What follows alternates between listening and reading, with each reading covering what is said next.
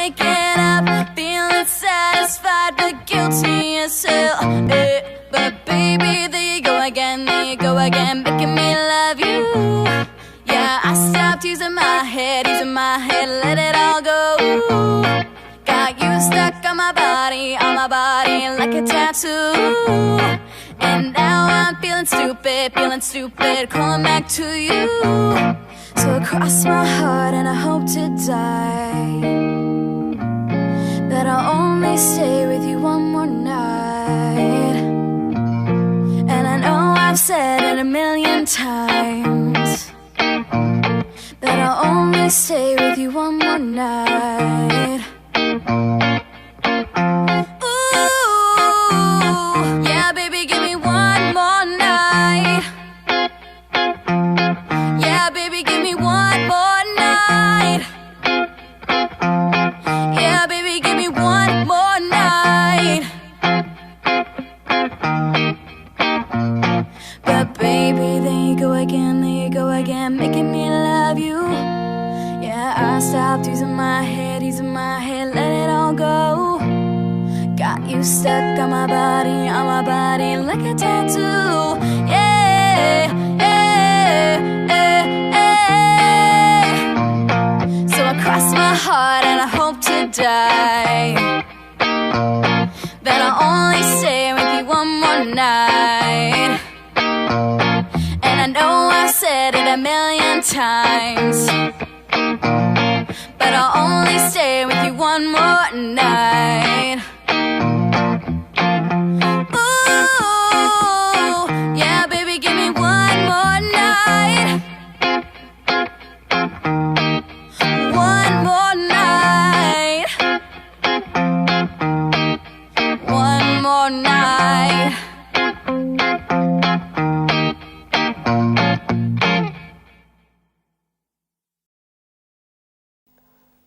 Hi, this is Guthrie Govan here.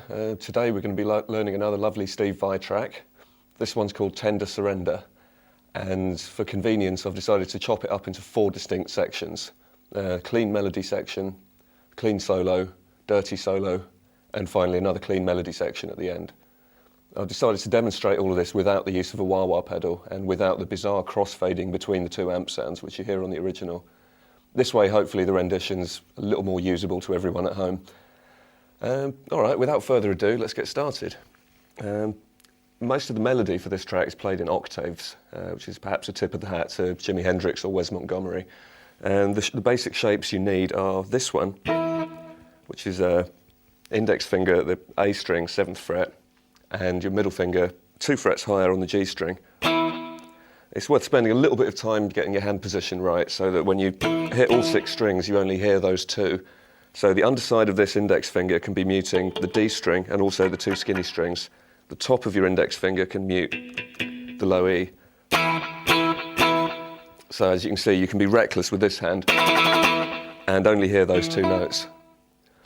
Okay, now there's a companion octave shape on the D and B strings, which is 1 fret wider. So for this shape, you'd probably use your little finger rather than your middle finger. So that's 7th fret on the D, 10th fret on the B string. And when you're playing melodies with these octave shapes, it's normally helpful just to concentrate on one string or the other. So in this case, I'm going to focus on the lower string. So long as you lock your hand in the octave shape, you should be fine. Both the notes should come out. Okay, so the first couple of bars sound something like this.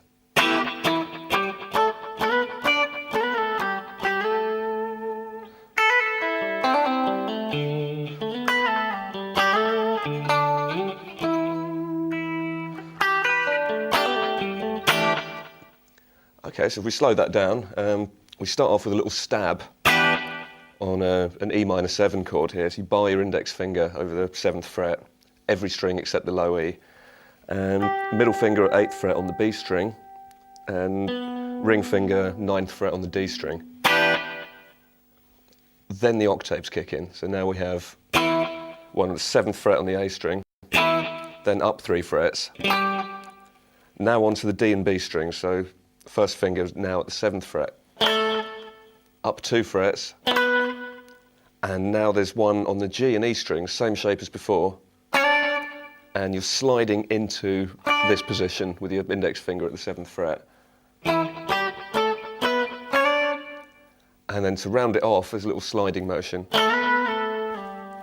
where your index finger is going 7th up to 9th, down to 7th, and then down again to the 5th. Okay, so that bar again. Next bar starts with that shape again, sliding up 2 frets, and now there's a little chordal fill, based, I suppose, around an E minor shaped chord there. Very Hendrix. So what you do here is you pick the E string at the 5th fret, quickly hammer on at the 7th, pull off again.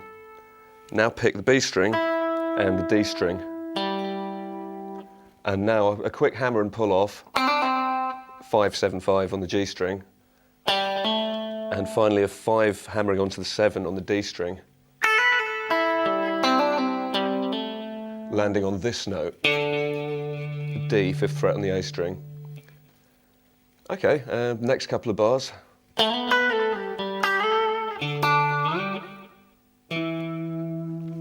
So what we're doing there, kind of breaking the octave shape up, so you play the lower note first and then the higher one. You might find it helpful to use your swearing finger.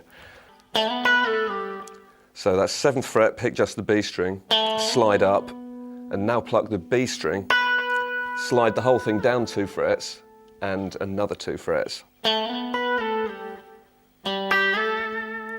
And now the same idea of splitting the octave up, starting with 5th fret on the D, now pluck the B string, slide up to there. So that whole bar again, and rounding it off with 5th fret on the A string, and again a broken octave shape, so it's the A string, then the G string. Slide all the way up to there, 10th and 12th frets,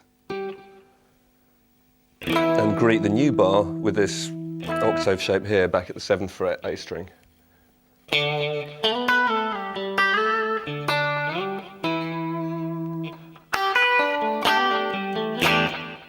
All right, and another Hendrixian chord fill here.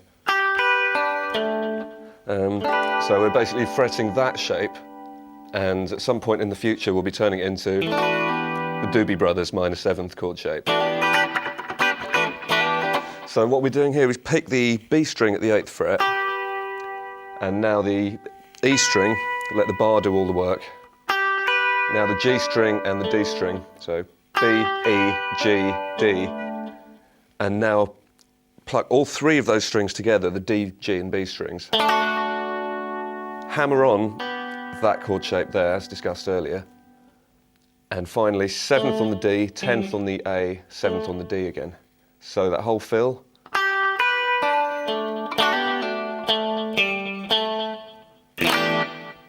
And land on a stab on this chord, which is kind of a minor 11th shape.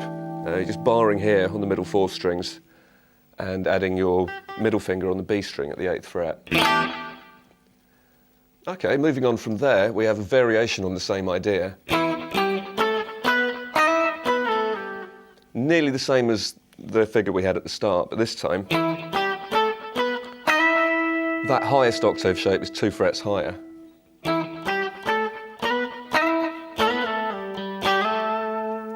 Otherwise, this is all stuff we've already done. So we move on to another fill. This is quite a Vyism whenever he's using a clean sound. It will go down and pick really near the bridge, so you get this thinner kind of tone. So what he's doing here is raking the 3 unwound strings downwards, starting at the 2nd fret on the G string, letting the other 2 ring out as open strings. And now you slide up to the 4th, down again, and now start pulling off between the open G string and the 2nd fret. And then speed the trill up at the end, hopefully landing on that note on beat 1 of the next bar. So that whole bar would be 3 and 4 and...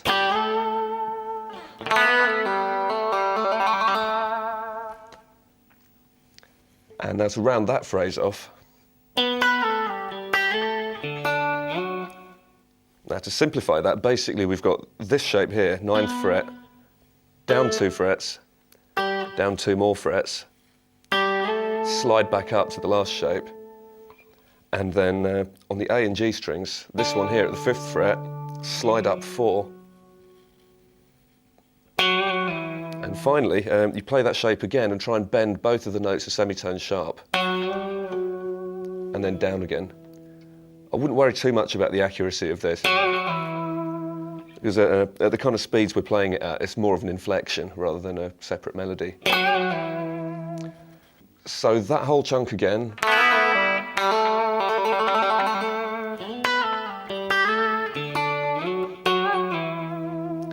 And a very Hendrixy fill here. So what we're doing here is barring this shape, which is stacked 4th intervals, it's 9th fret on the G string, and then barring the 10th fret on the top 2.